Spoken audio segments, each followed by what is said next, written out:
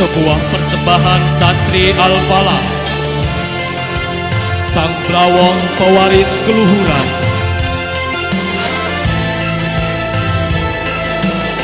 Kisah perjuangan Kiai Haji Ahmad Jazuli Usman dalam mendirikan dan mengembangkan Pondok Pesantren Al-Falah Pelosok, serta simbolisasi Blawong sebagai lambang keluhuran yang diwariskan.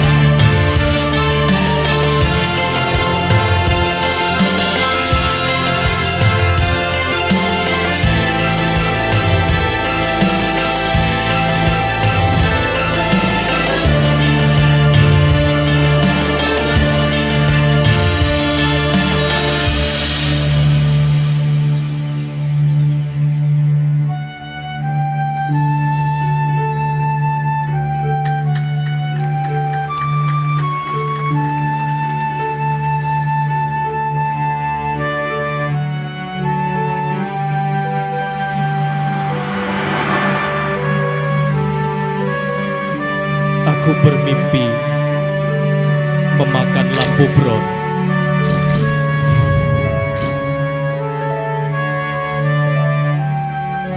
Keesokan harinya, Kiai Haji Ma'ruf Kedunglo berkunjung ke rumah Mbah Nyai Sepuh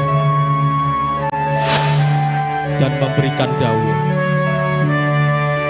jenengan akan memiliki putra yang luar biasa alimnya. Dan putra itu adalah Kiai Haji Jazuli Usman.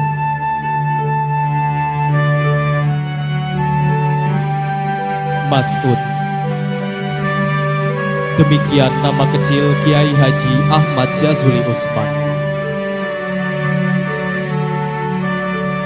Dilahirkan dari pasangan Mas Muhammad Usman dan Mas Ajeng Muntokina.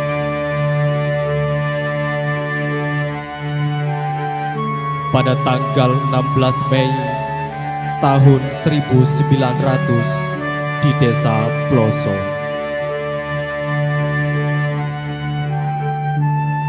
Yang ramai dengan aneka kemaksiatan. Namun lingkungan Ploso yang rusak memiliki hikmah tersendiri baginya. Sebab orang tuanya memberikan pengawasan dan bimbingan yang super ketat dan penuh kewaspadaan. Sejak kecil, beliau ditanamkan disiplin yang tinggi dan terus-menerus disiramkan dengan bekal keimanan.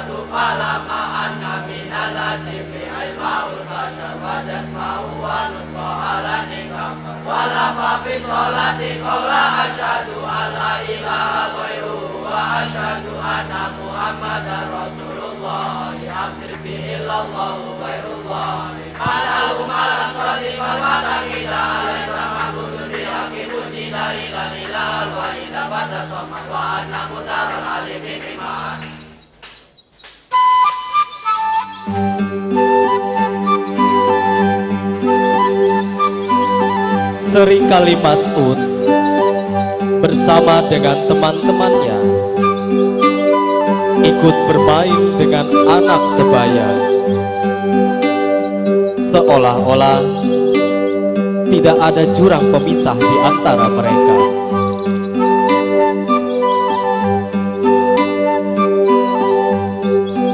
Putra Pak Naib itu diterima dengan senang hati oleh anak-anak yang tengah bermain di sana.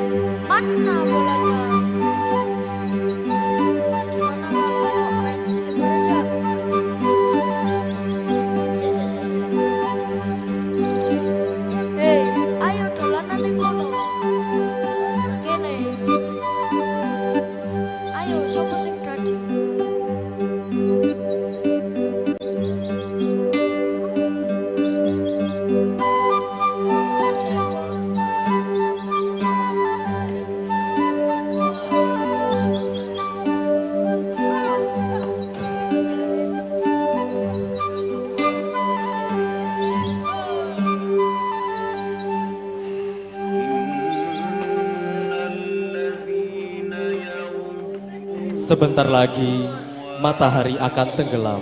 Pusatnya dan maghrib lagi. Hei, ayo mulai pusatnya dan maghrib lagi. Ayo, yus dadah.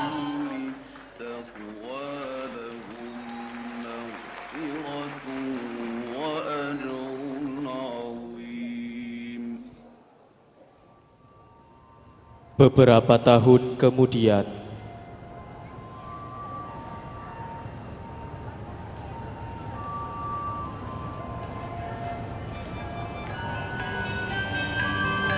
dengan surat keputusan tanggal 8 Maret tahun 1819, Gubernur Jenderal van der Capellen dan dibentuknya Inspektur Pendidikan Pribumi tahun 1888.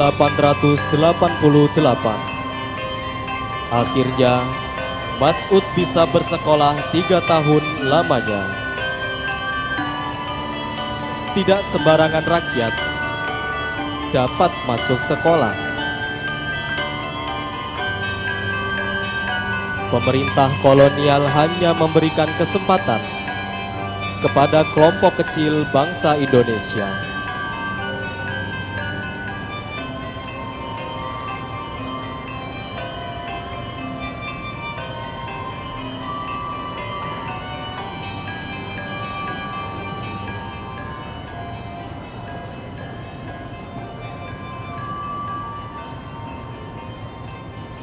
Hiruk pikuk suasana peron stasiun kereta dengan segala aktivitas tempo dulunya. Seperti pedagang cangcimen yang menawarkan barang dagangannya.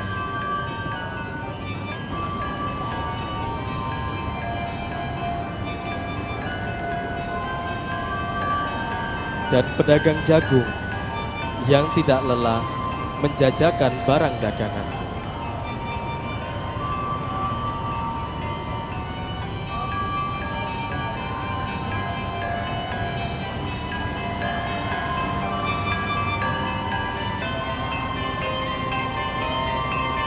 Dan tak lupa pula dengan loper koran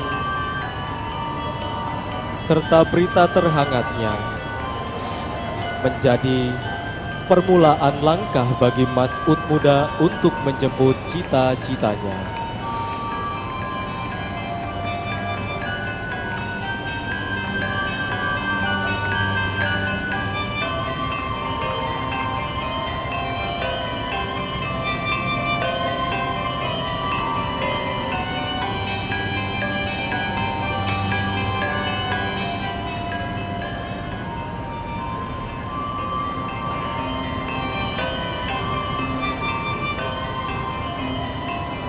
Setelah memasuki usia remaja, Mas'ud dapat menyelesaikan 2 sekolah lanjutan.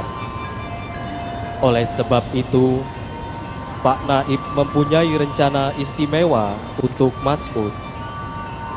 Karena beliau mempunyai prestasi yang memuaskan dan baik budi pekertinya.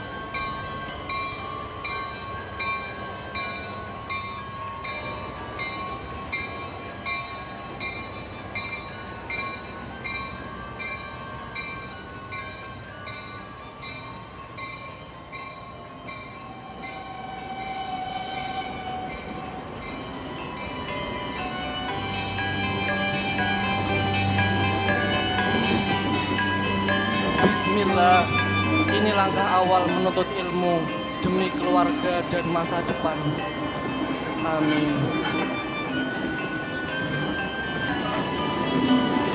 Mas'ud termasuk anak yang beruntung. Ada 2 faktor yang memudahkan dirinya untuk masuk sekolah. Yang pertama, karena beliau putra pegawai negeri. Dan yang kedua, karena gelar Mas yang tercantum di depan namanya merupakan gelar bangsawan yang diakui secara hukum oleh pemerintah kolonial.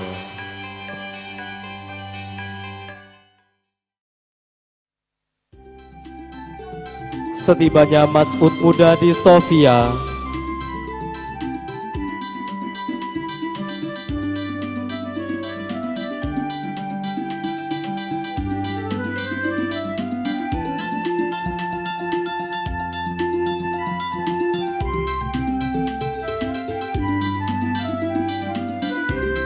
beliau pun nampak kebingungan, tak tahu harus kemana. Kemudian beliau memberanikan diri untuk bertanya dan berkenalan dengan mahasiswa yang ada di sana.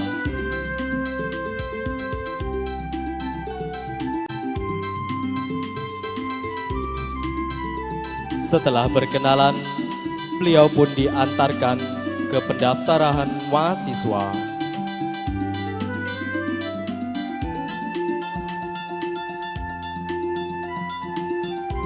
Setelah beberapa lama,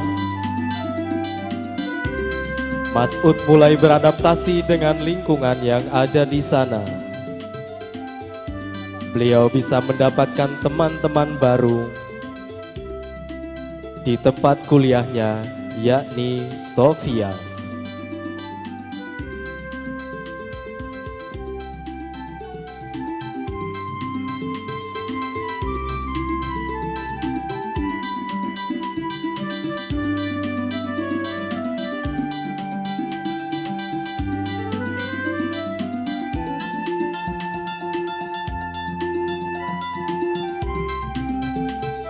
Detik terus berdetak, waktu terus berlalu.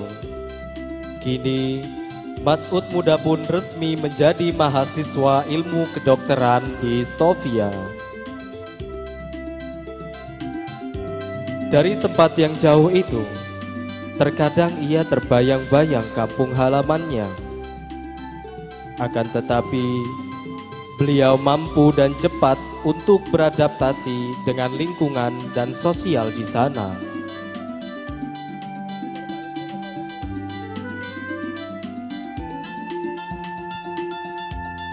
Proses demi proses telah beliau lalui. Dari mulai susah, senang, hingga duka beliau rasakan. Namun itu semua tidak mengurangi rasa juang dan semangatnya untuk belajar. Beliau sering mendapatkan permintaan untuk menyelesaikan permasalahan apapun.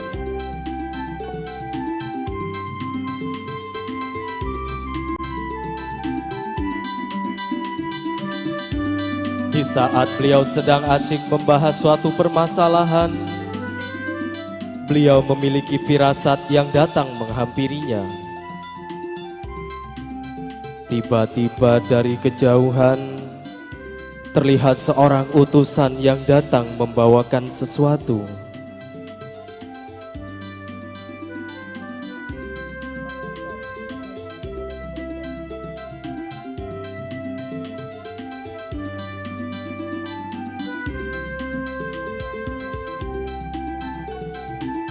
Yang ternyata isinya berupa surat dari Pak Naib Usman Ploso.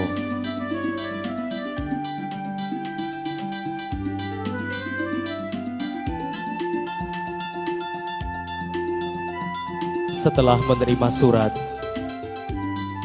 beliau nampak gelisah dan kebingungan.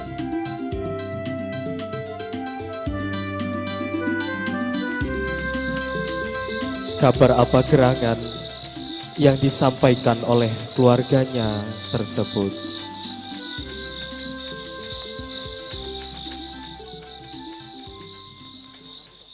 Dan surat tersebut berisikan, Assalamualaikum warahmatullahi wabarakatuh.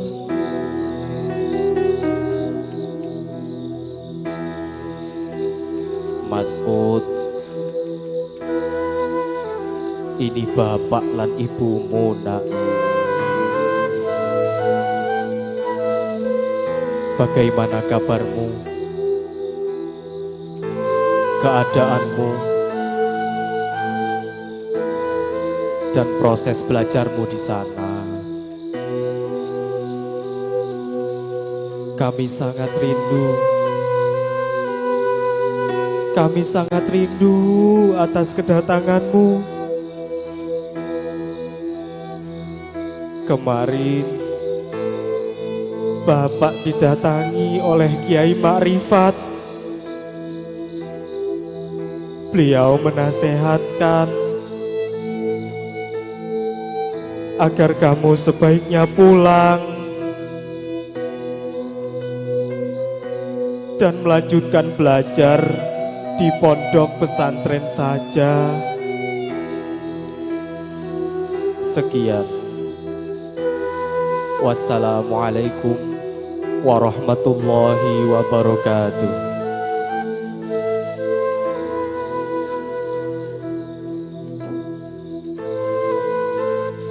Nggih, menawi niku kersane Bapak, kula nderek napa dawuhipun jenengan.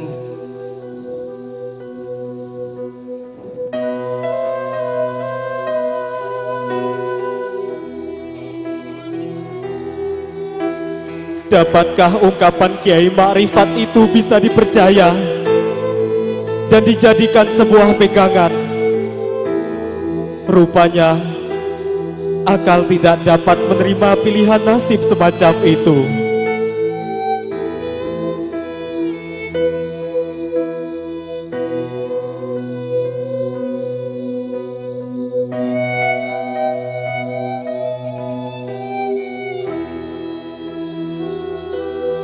Karena keputusan itu, Mas'ud mulai menata barang-barangnya. Satu persatu, buku-buku teks, catatan kuliah, setiap barang mengingatkan beliau kepada momen-momen indah.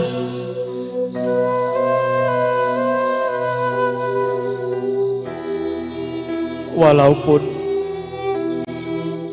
setiap lipatan bajunya terasa berat untuk dimasukkan ke dalam kopernya,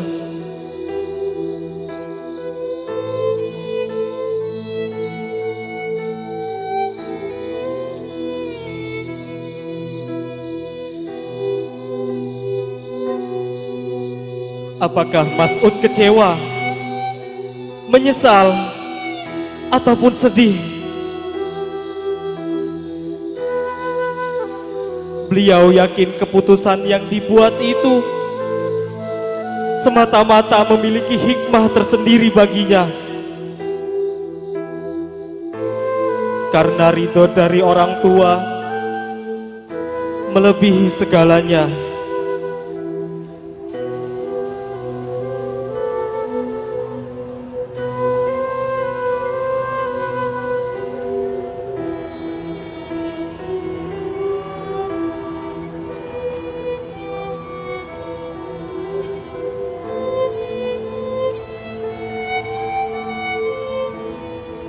Karena isi surat yang di luar dugaan tersebut,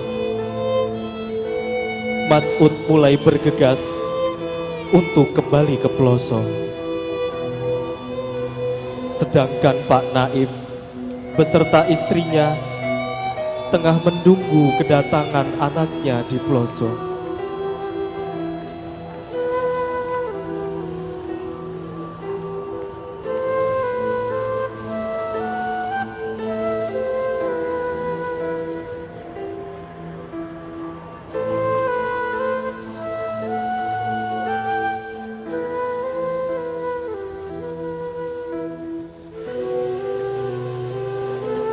Hari demi hari terus berlalu.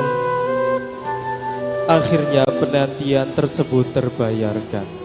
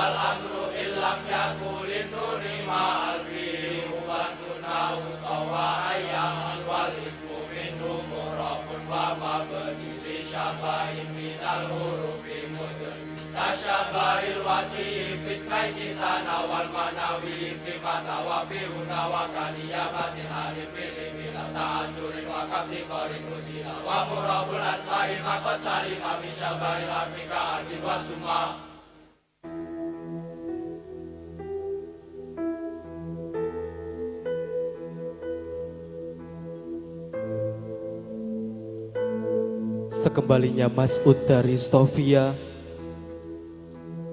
Pak Naib menceritakan apa yang terjadi selama Mas'ud tidak ada di rumah. Akhirnya pun beliau melanjutkan pendidikannya di beberapa pondok pesantren.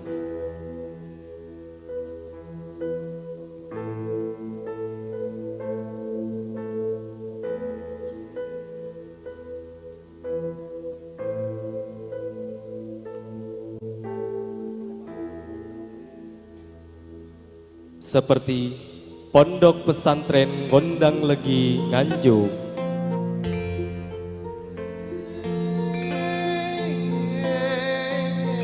Di sini Mas'ud sudah merasakan nikmat dan lezatnya ilmu agama.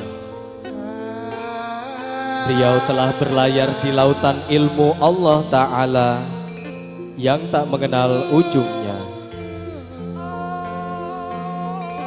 Hampir seluruh waktunya dihabiskan untuk menuntut ilmu. Itulah sebabnya beliau sudah mampu menguasai ilmu Al-Quran dan kitab-kitab Nahwu hanya dalam tempo 6 bulan saja. Pantaslah kalau beliau segera pamit dari pondok pesantren Gondang Legi.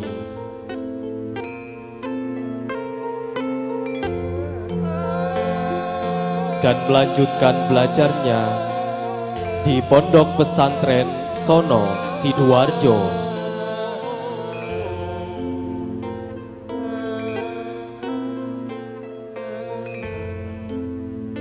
Pondok ini sangat terkenal dengan ilmu sorofnya, khususnya pelajaran tasrifan. Sambil belajar sorof, beliau juga sangat menampakkan bentuk khidmahnya. Beliau senantiasa mengikuti kegiatan ro'an yang ada di dalam pondok tersebut. Setelah dirasa cukup, beliau kembali lagi ke Nganjuk dan melanjutkan belajarnya di pondok pesantren Sekar Putih.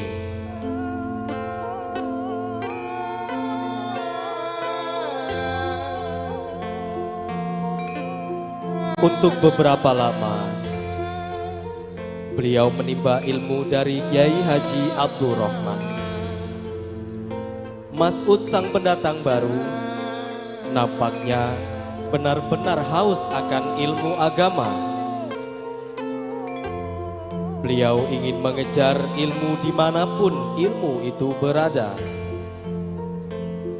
baik dari satu tempat ke tempat yang lain, bagaikan seorang pemburu yang tidak mengenal ngarai, tebing, dan jurang. Setelah itu, beliau melanjutkan belajarnya di pondok pesantren Mojosari, Nganjuk.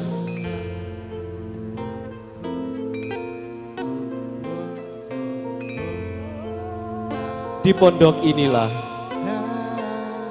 Mas'ud dapat menemukan jati dirinya sebagai calon ulama di kemudian hari. Dengan penuh rasa khidmahnya, seperti halnya padi yang terus berisi, semakin lama akan merunduk. Beliau juga mendapatkan kepercayaan penuh dari sang pengasuh, yakni Kiai Haji Zainuddin.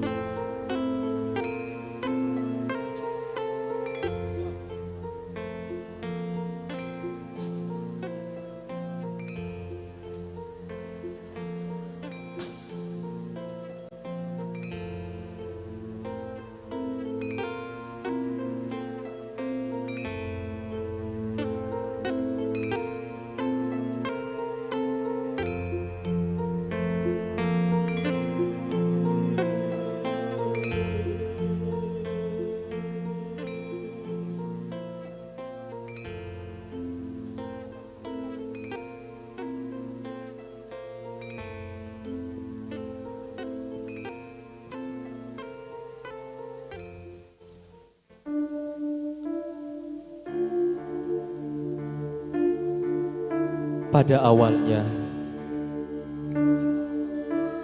ketika sedang menempuh pendidikan di Mojosari. Beliau tidak tinggal di pondok pesantren. Beliau hanya tinggal di musola yang disebut dengan Langgar Bojo.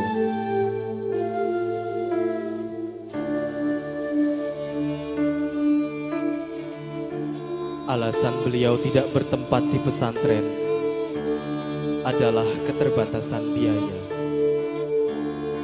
Padahal bapak beliau tergolong orang yang cukup. Akan tetapi beliau lebih memilih untuk hidup sederhana, penat, dan lelah yang selalu mendekap, seakan tak mau pergi tatkala Mas'ud muda mulai menyelam di dalam samudra ilmu.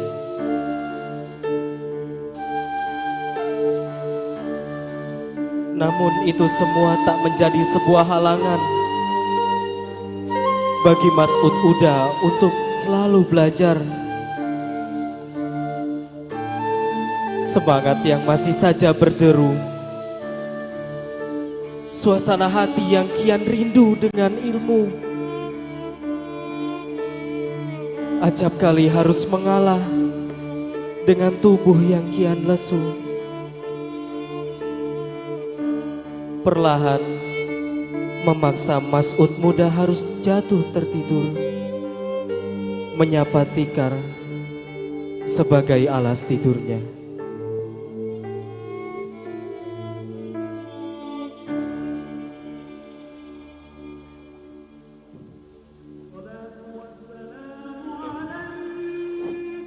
Kok koyok Mas'ud kuwi?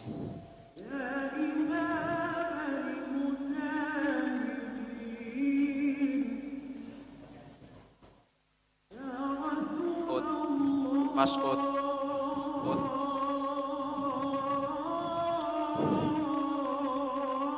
Sampeyan nyapo turuning langgar, ora malah turuning pondok. Ngapunten, dalem boten gadah sangu Yai. Astaghfirullahaladzim. Mek mergo sangu tok sampeyan turuning langgar. Ini leun, sampeyan ki cerdas, ngalim, eman-eman Ud. Wis mulai sesuk sampeyan kudu turuning pondok. Mergo nyapa? Sesuk bakale sampeyan dadi sang blawong. Iling-ilingan Ud. Ya wis.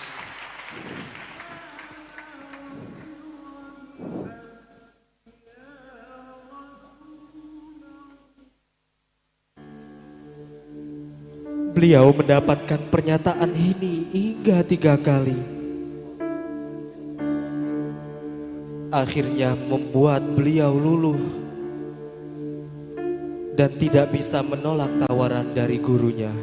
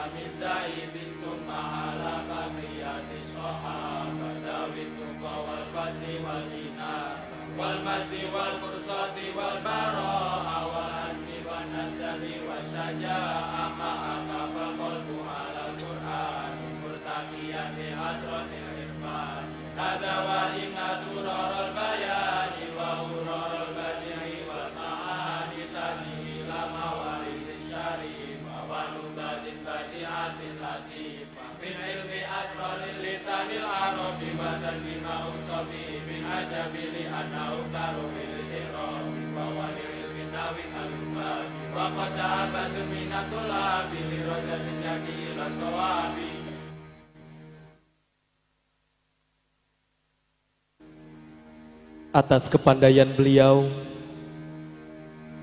membuat Kiai Haji Zainuddin ingin menjadikan beliau sebagai menantu. Akan tetapi karena beliau tidak memiliki seorang putri, beliau dinikahkan dengan anak angkatnya. Akhirnya beliau pun menikah.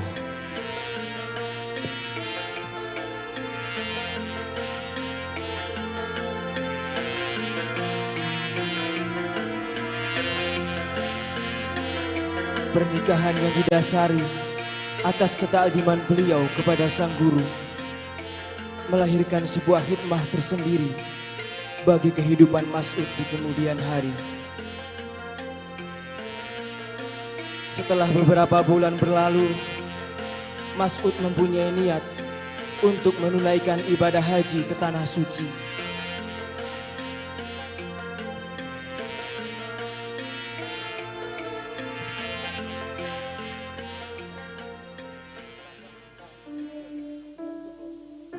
Dengan izin istri dan ibunya, Mas'ud semakin menguatkan tekadnya untuk berangkat haji dengan menjual seluruh harta warisannya.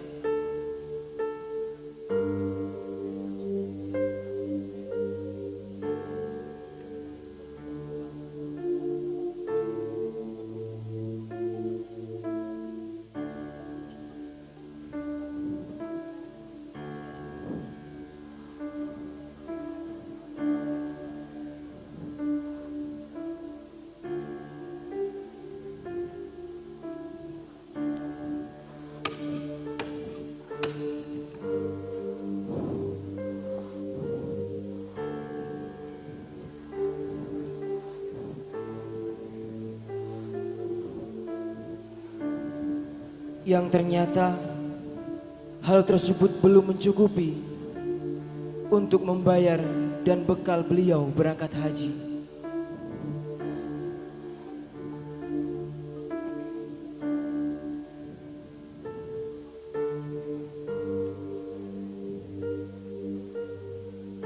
Ut,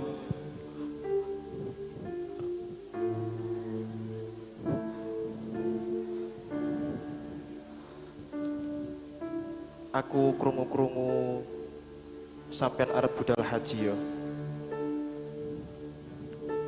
Nggih Yai, namung sangone dalem mboten cekap. Ya Allah, sing sabar ya Ut. Ya, iki kain ihram, muga-muga iso bantu. Matur suwun Yai. Ya wis tak dhisik.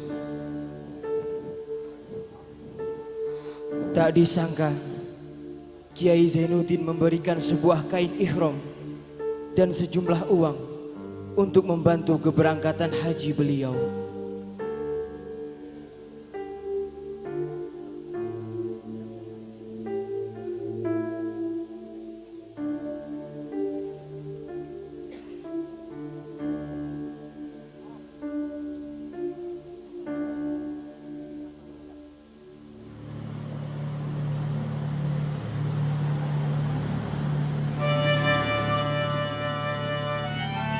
Pelayaran Surabaya Jeddah dengan menggunakan kapal uap tak secepat menggunakan pesawat. 3 bulan lamanya kapal itu terapung-apung di atas lautan. Namun hal tersebut tidak mengurangi semangat beliau untuk menunaikan ibadah haji.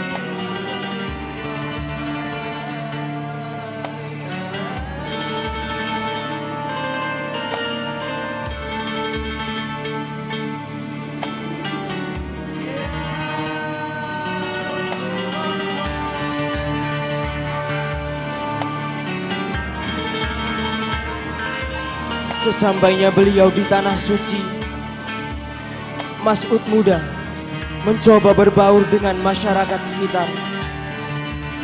Suasana baru, lingkungan baru, memaksa beliau untuk lebih ekstra menyesuaikan dirinya.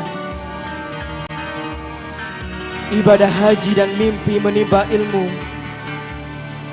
tetap menjadi tujuan utama dalam kisah perjuangan ini.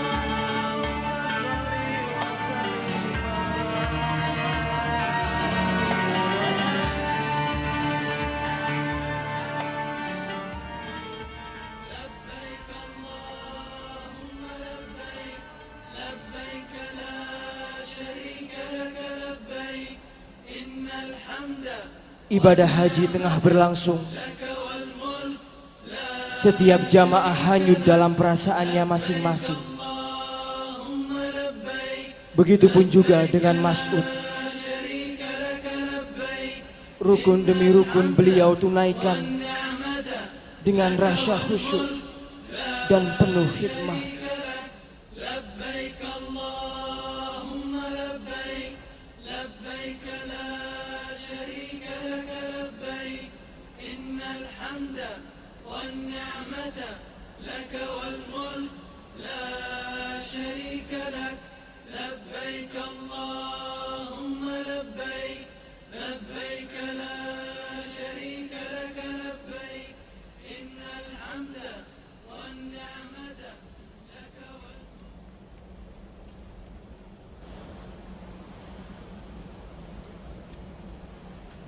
Di tengah-tengah kekhusyuan beliau beribadah haji,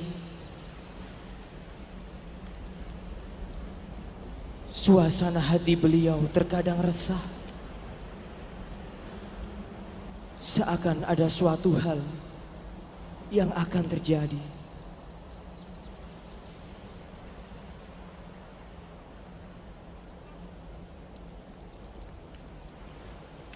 Hingga beliau mendapat sebuah kabar bahwa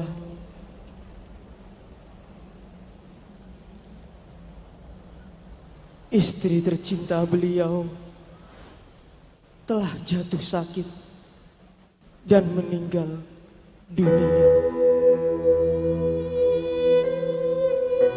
Inna lillahi wa inna ilaihi raji'un.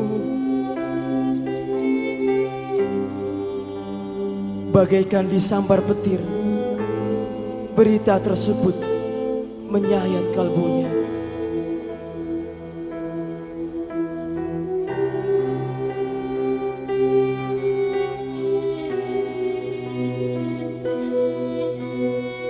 Meskipun dalam keadaan berduka, beliau tetap berusaha tegar dan melanjutkan ibadah hajinya. Dan atas dasar kecintaan beliau kepada ilmu, akhirnya beliau menghendaki untuk bertempat dan menimba ilmu di sana.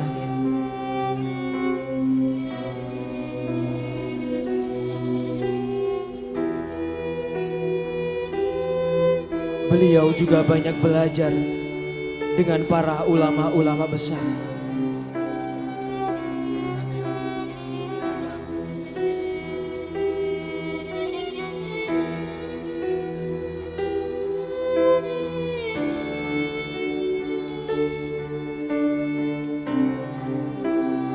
Waktu terus berlalu, tak terasa hampir 2 tahun sudah Mas'ud muda mendalami ilmu di Mekah.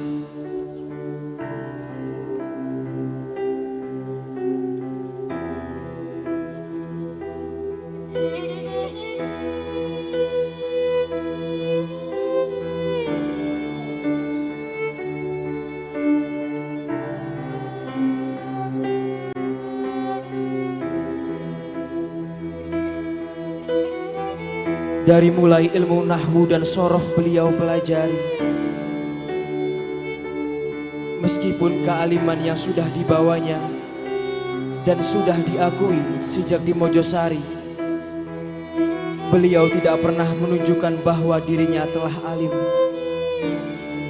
Tetap saja beliau merendah dan tekun luar biasa. Bahkan beliau semakin merasa bodoh dan haus akan ilmu.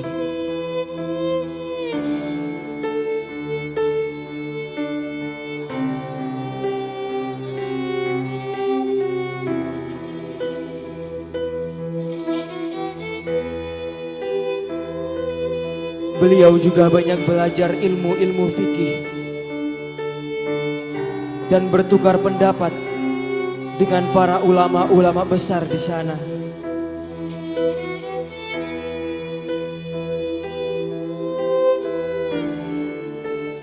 Karena sampai pertengahan abad ke-19,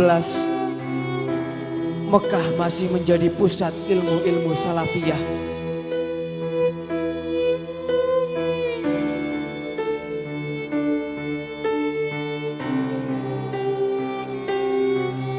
Sering mengunjungi dan belajar dengan para ulama, nampaknya tidak membuat bosan Mas'ud muda. Beliau semakin semangat dan tekun dalam mendalami ilmu.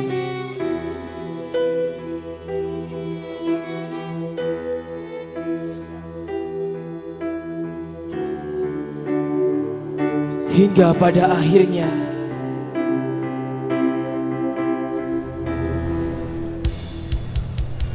pada tahun 1922,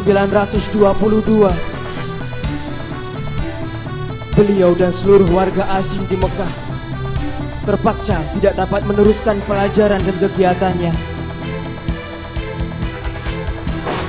Karena pada tahun tersebut terjadi sebuah kudeta. Pihak keamanan negara segera menangkap semua orang-orang asing.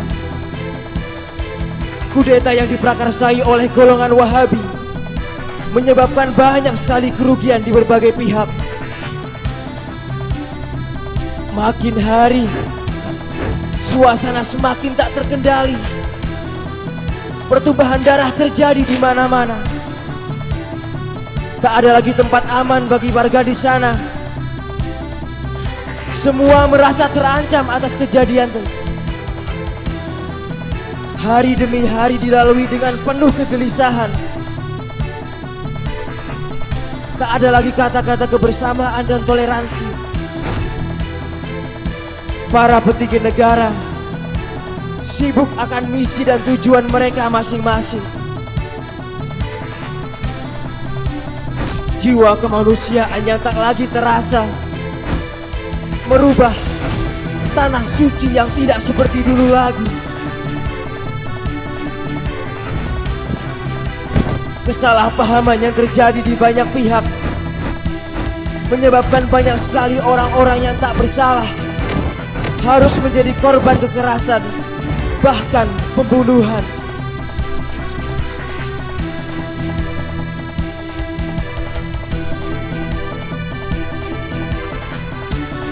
Kaum Wahabi juga banyak menghancurkan makam-makam penting dan tempat bersejarah yang mereka anggap itu sebagai bid'ah.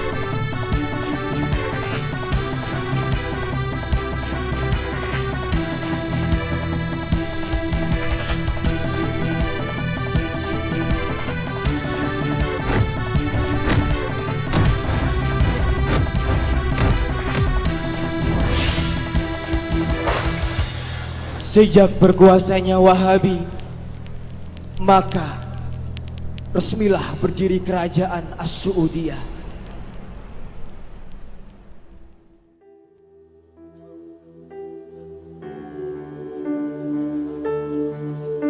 Keadaan yang masih saja belum terkendali memaksa Mas'ud muda untuk merelakan waktu dan kesempatannya di sana. Para petugas keamanan negara tidak memberikan waktu sedikit pun untuk Mas'ud muda berkemas-kemas, apalagi berpamitan atau mengurus barang-barang yang diperlukan. Dikarenakan keadaan yang memaksa beliau untuk pulang, banyak dari kitab-kitab beliau yang harus tertinggal. Akan tetapi, di sisi lain, akhirnya beliau bisa kembali ke tanah air, meskipun harus menempuh perjalanan dengan waktu berbulan-bulan lamanya.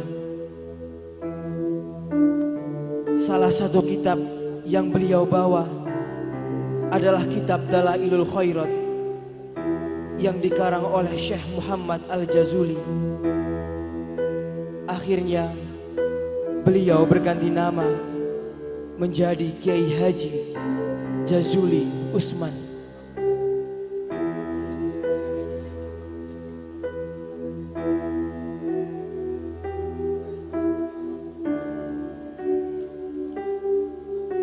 Sesampainya beliau di tanah air, beliau berkehendak melanjutkan mondok di Tebu Ireng di bawah asuhan Kiai Haji Hashim Asy'ari. Atas izin dari orang tua dan Kiai Haji Zainuddin Mojosari, beliau berangkat dengan penuh kesungguhan.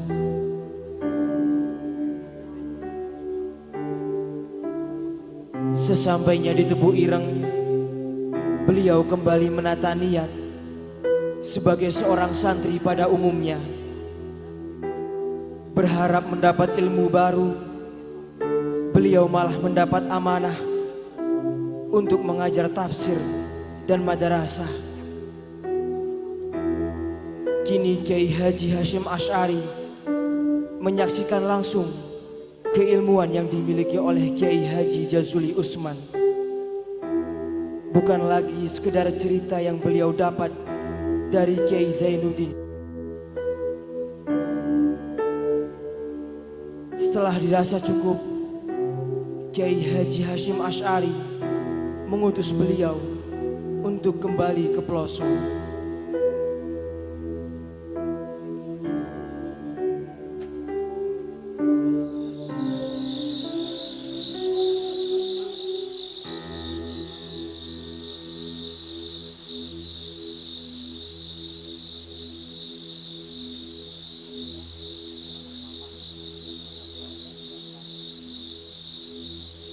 Dengan ditemani oleh beberapa santri, Kiai Haji Jazuli Usman perlahan meninggalkan pondok itu.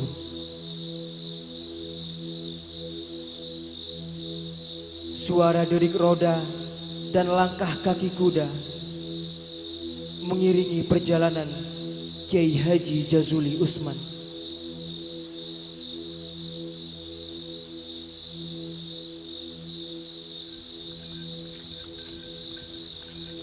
Suasana hening malam menemani hati Kiai Haji Jazuli Usman.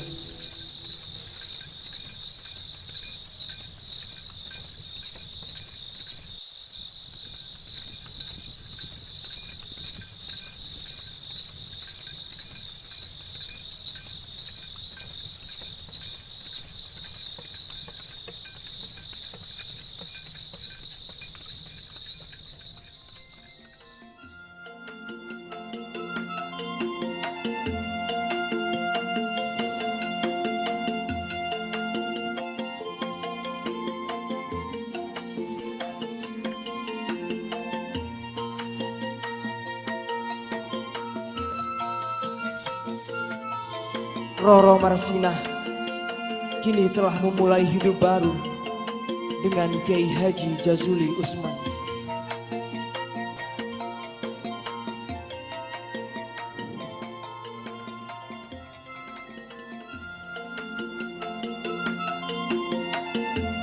Desa pelosok, tanah lapang yang masih dihiasi oleh rimbunnya pepohonan, bersanding dengan sungai Brantas yang menjadi sumber kehidupan masyarakat pelosok, menjadi saksi dan harapan berdirinya pondok yang telah lama diidamkan oleh Kiai Haji Jazuli Usman.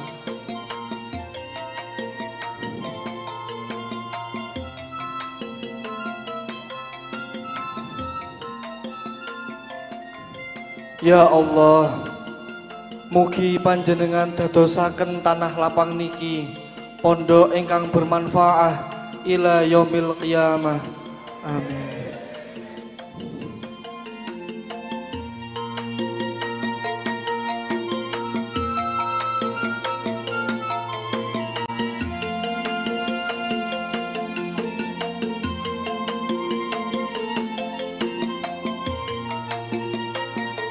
Pembangunan awal madrasah tidaklah mudah.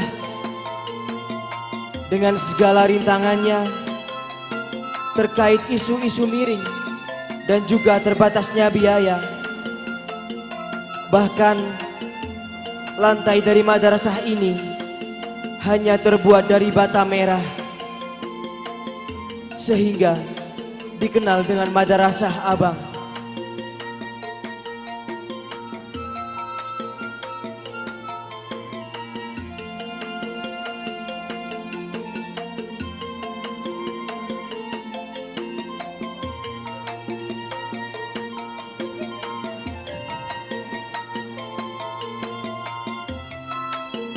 Kian hari kian nyata, mimpi Kiai Haji Jazuli Usman berhasil terwujud saat bangunan telah usai dibangun dan telah gagah berdiri.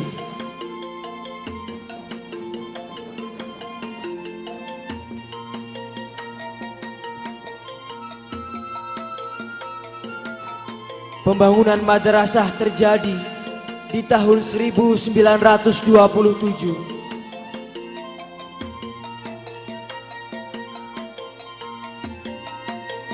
Sebuah anugerah bagi Al-Falah karena Kiai Haji Hasyim Asy'ari berkenan hadir pada acara tersebut. Suatu peresmian yang sangat sederhana.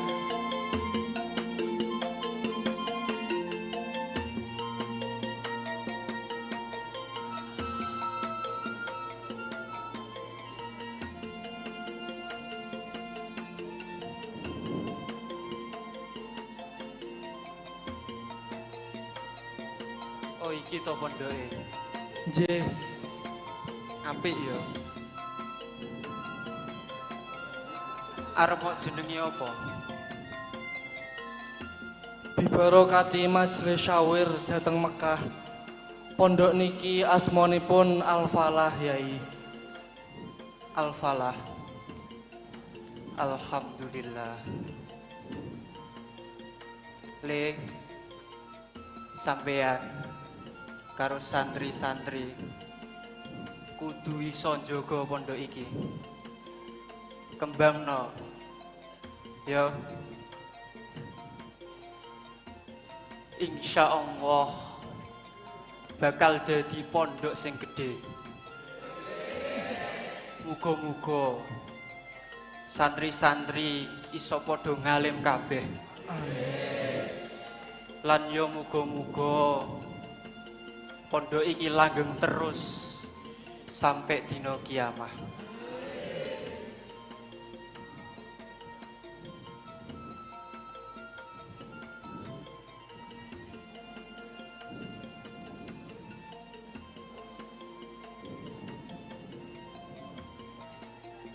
Bismillahirrahmanirrahim.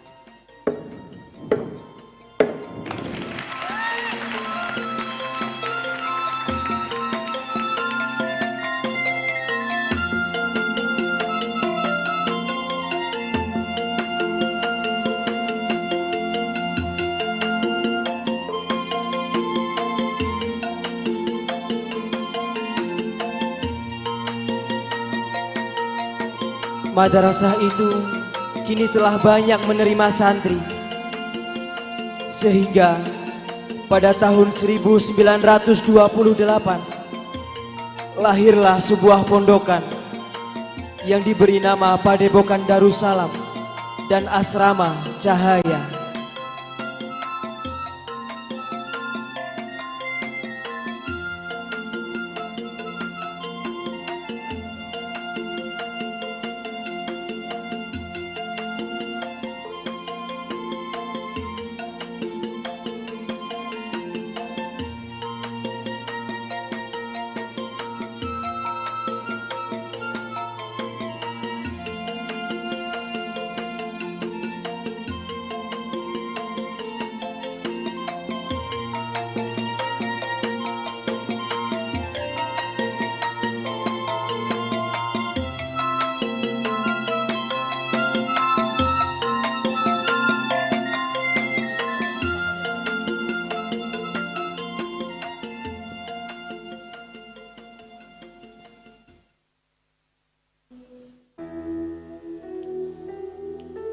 Pondok Pesantren Al-Falah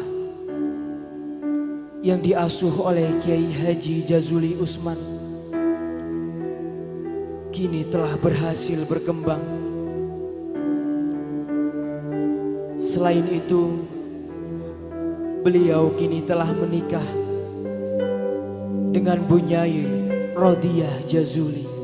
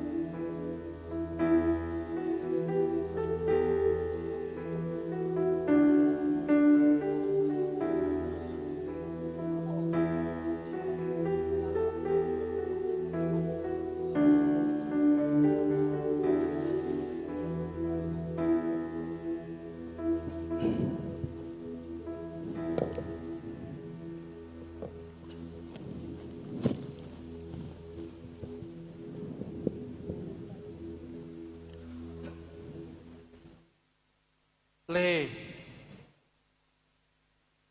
ilmu kuwi pepadang lan bakal madangi sampeyan kabeh sak lawase urip yen sampeyan gelem tenanan. Ngerti yo, luweh utamaning dalan marang pangeran ya iku taklim buat ta'allum. Afdalu turuq ilallah tariqatu ta'lim buat ta'allum. Gak usah bingung mikirnya dunya le, dunya kuwi ra penting. Ad-dunya jifah wa tullabuha kilab. Sing penting sampeyan kabeh kuwi iso ngalim. Lan wong alim kuwi wong sing gelem sinau. La yazalul mar'u aliman ma ta'allam. Fa idza dhanna annahu alimun faqad jahil.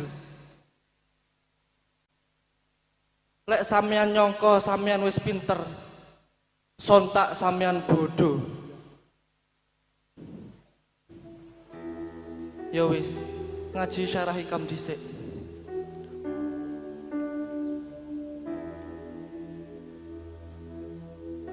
Perkembangan pondok pesantren tidak lepas dari upaya dan keistiqomahan beliau, Kiai Haji Jazuli Usman. Menghabiskan waktu untuk membaca 17 kitab setiap harinya tentu bukan hal yang mudah. Dan yang pasti, lewat sentuhan kasih dari Bunyai Rodiah Jazuli,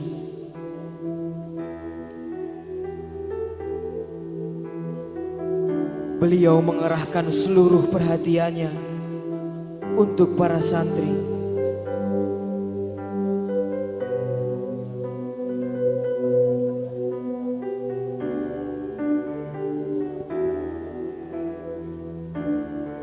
Memastikan seluruh santri mendapatkan makanan setiap harinya.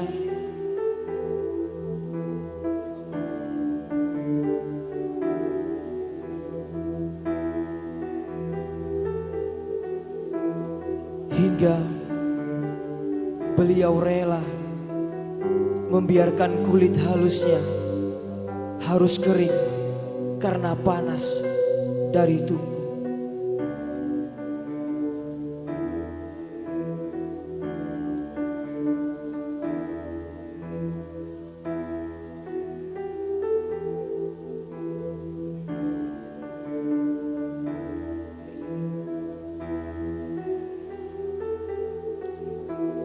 Dan yang pasti, kesanggupan Bunyai Rodiah Jazuli dalam merawat santri-santri yang sedang sakit.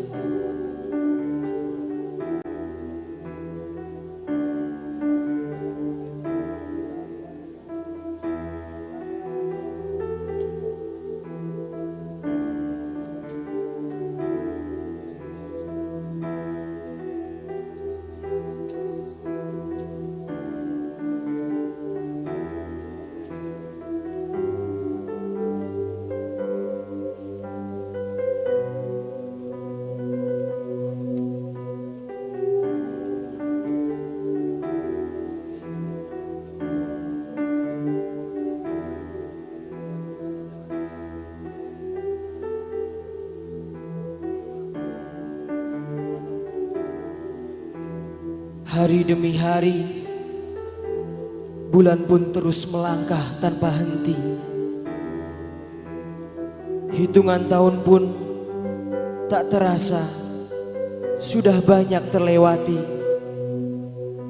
Dan pondok pesantren Al-Falah semakin besar tanpa menghilangkan tradisi adabiyah, adabiyah, adabiyah. Al-adabu fauqal ilmi. Itulah pondasi yang ditanamkan kepada para santri. Kiai Haji Jazuli Usman senantiasa menasihati putra, putri dan santri-santrinya tanpa mengenal kata lelah. Beliau juga berpesan agar mereka selalu istiqomah dan selalu menjaga kerukunan.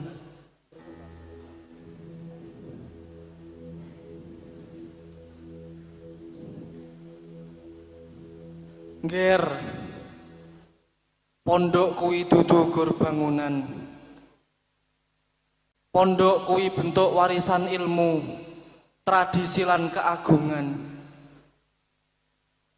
Jogon Al-Falah padha kaya sampeyan kabeh njaga iman. Eratno tali persaudaraanmu kabeh. Akhoka innaman la akholah kasa'in ilal haija bi ghairi silah. Jogon dulurmu kabeh le. Sak tenani wong sing ora duwe dulur kaya dening wong budal perang ora nggawa pedang. Tak warisne Al-Falah neng sampeyan kabeh. Tak tinggal dhisik.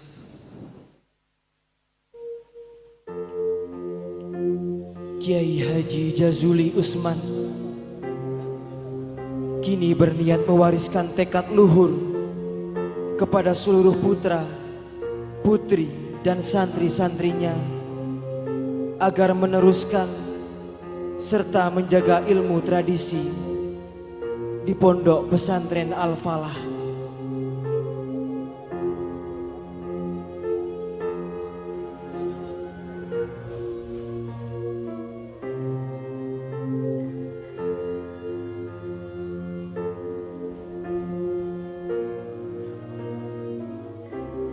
Pondok pesantren Al-Falah telah bertahan hingga sejauh ini dengan berbagai tantangan zaman serta rintangan yang lain. Akan tetapi itu semua tidak membuat ilmu, tradisi dan kebesarannya luntur. Tentulah ini semua berkat perjuangan, ketekunan dan keteguhan beliau, sang belawong pewaris keluhuran, Kiai Haji Jazuli Usman.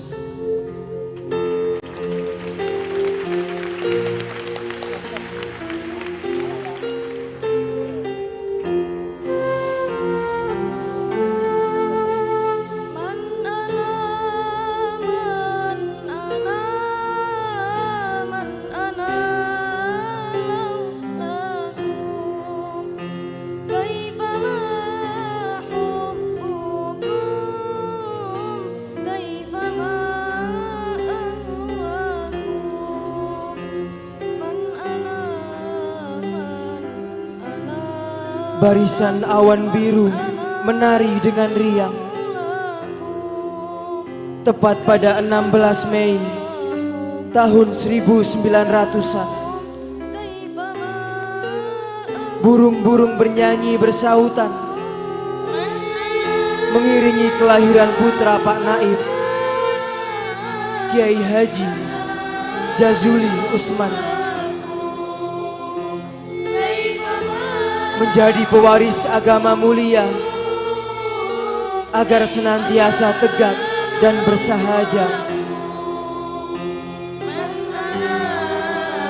Tentang perjuangan, kau tetap teguh dalam raga, meski beribu luka menggores jiwa. Siang malam kau syairkan agama Islam sebagai rahmat Tuhan. Walau pedihnya hati oleh hujatan dan ancaman kau rasakan, tatkala manusia terlena akan megahnya dunia, kau pandang dunia dengan sebelah mata.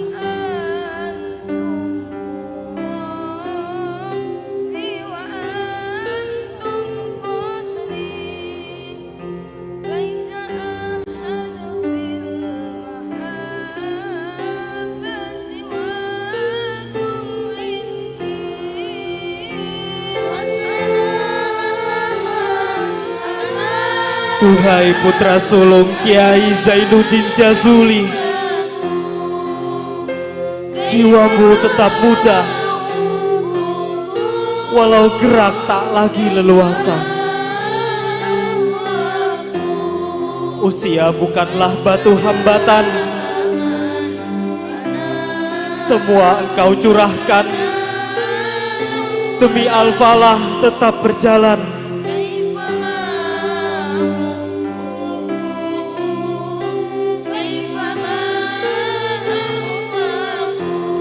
Duhai sang Bukhari Al-Falasi, yakni Kiai Nurul Huda Jazuli, dirimu laksana Haidar Ali, biasan cahaya ulumi, terpancar dari sanubari. Kau tutur kami dengan sentuhan hati, siang berganti malam, malam berganti siang. Namun engkau tak pernah lelah dalam menyajikan didikan.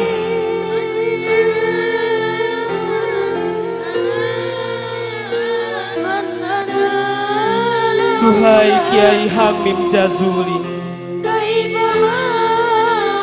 engkau ajarkan kami menerangi gelapnya hati. Kau tuntun kami menuju tangga ilahi. Kau bimbing kami untuk menjadi insan sejati. Wahai pewaris para nabi,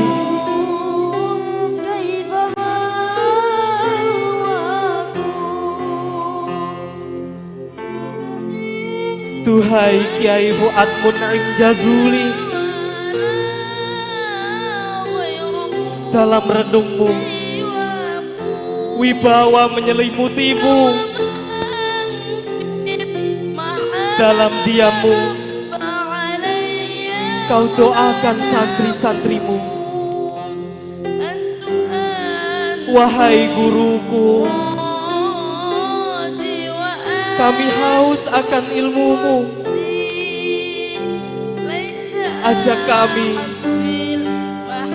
menuju jalan lurusmu.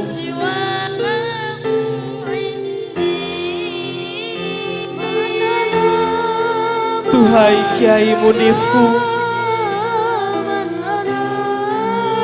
Kau ajarkan kami menjadi santri manifestasi di masa nanti. Di tengah ombak modernisasi, karena terjebak bukanlah sebuah pilihan. Menjaga tradisi salafi dengan toleransi terhadap halur globalisasi, itulah bekal seorang santri.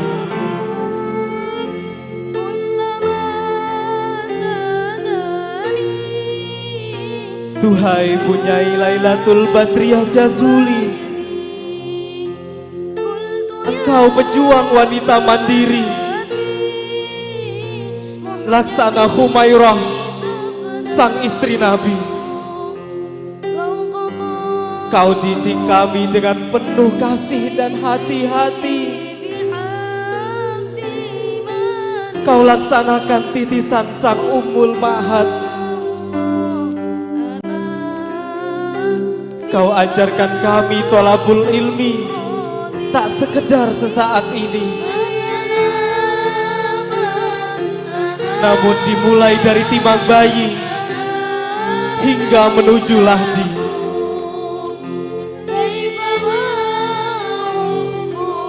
Tuhai Kiai Mahfud Siraj, engkau begitu bersahaja dan berwibawa. Di tengah gelapnya dunia, kau mendeskripsikan makna kesederhanaan dan ketawaduan.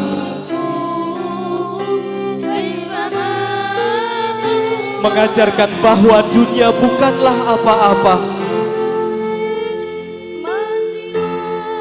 Langkahmu selalu berjubah akhlakul karimah. Setiap detikmu, kau merangkul kami tanpa suatu amarah. Terpujilah engkau, wahai sang guru.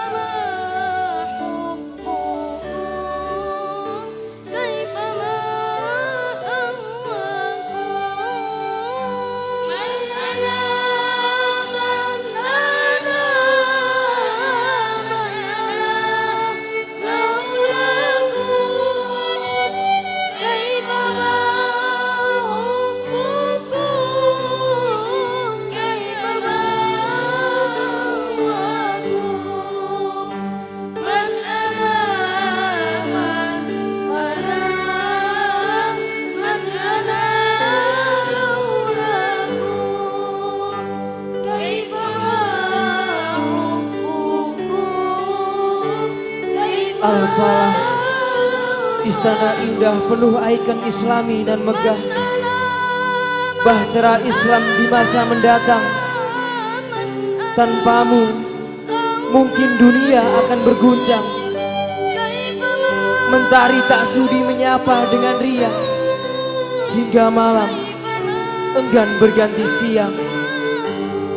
Al-Falah, di atas bumimu kami berpijak. Demi lestarinya Islam dan membangun akhlak.